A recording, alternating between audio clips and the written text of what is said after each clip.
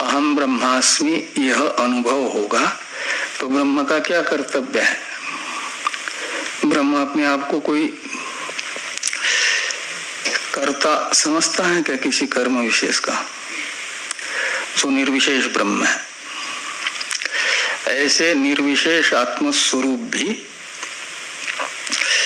मैं हूं ऐसा अनुभव करने वाला जो ब्रह्म ज्ञानी है, उसकी भी कर्म में प्रवृत्ति नहीं हो पाएगी।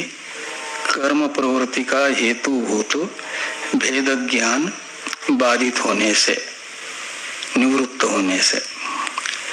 इसलिए कहा गया कि तच्च कर्मणा विरुद्धेत इति युक्त एव येषां कर्मसु अविनियोग।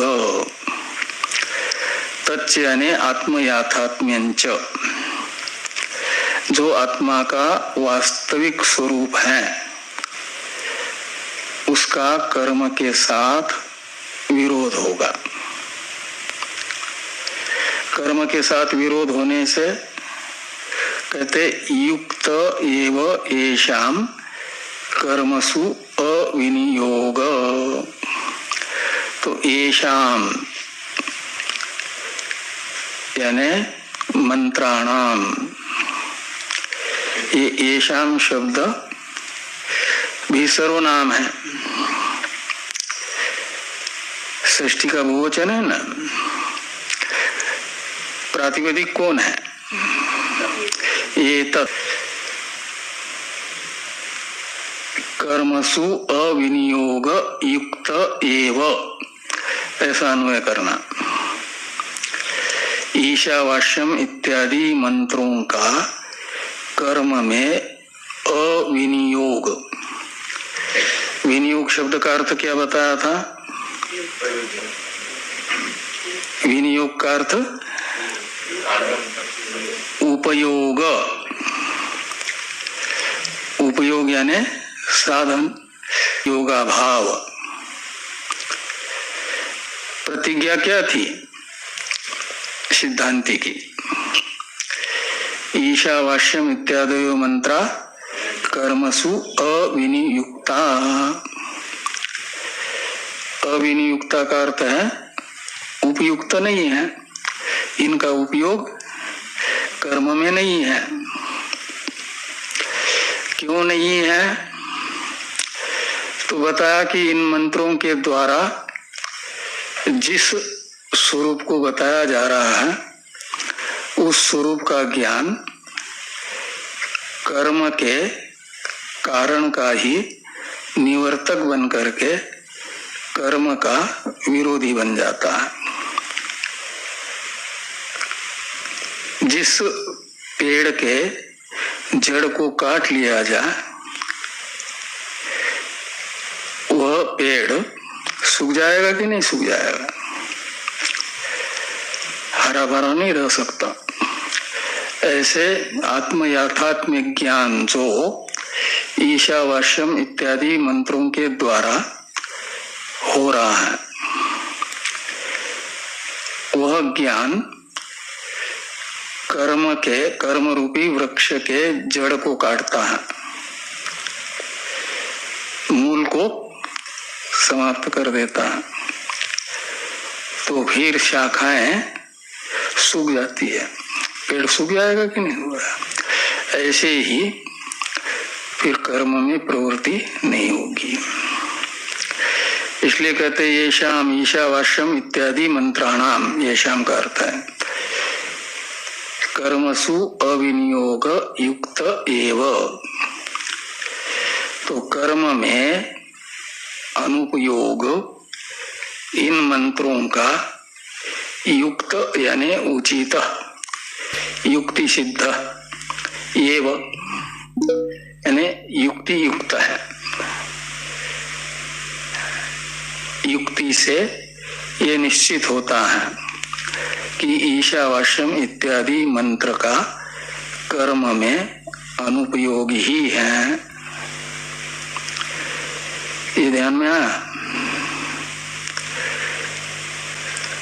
युक्त युक्त एव येषाम कर्मसु अविनियोग। ये ध्यान में आया कि नहीं? अब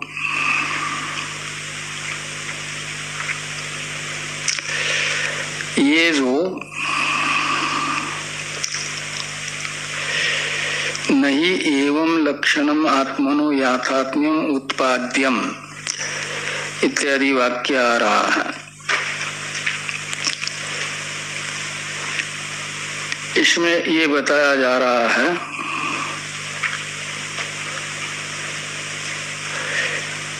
कि जो कर्मांग होता है, उत्पाद्य होता है, विकार्य होता है, या आप्य होता है, या तो संस्कार्य होता है, या तो कर्ता भोक्ता रूप होता है,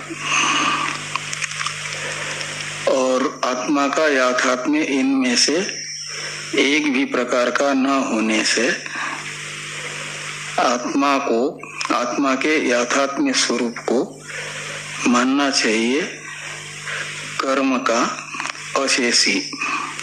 यानी पहले अन्वय मुख से जो बात बताई गई, जैसे इस चुनाव में क्या अर्थ बताया गया कि ईशावास्यम इत्यादि मंत्र कर्म में अनुपयोगी है, यह युक्ति युक्त है, यह अन्वय मुख हुआ ना। अब व्यतिरेक मुख से इसी अर्थ को बताया जा रहा है कि ईशावास्यम इत्यादि मंत्रों को कर्म का शेष नहीं कहा जा सकता, कर्म में उपयोगी नहीं कहा जा सकता।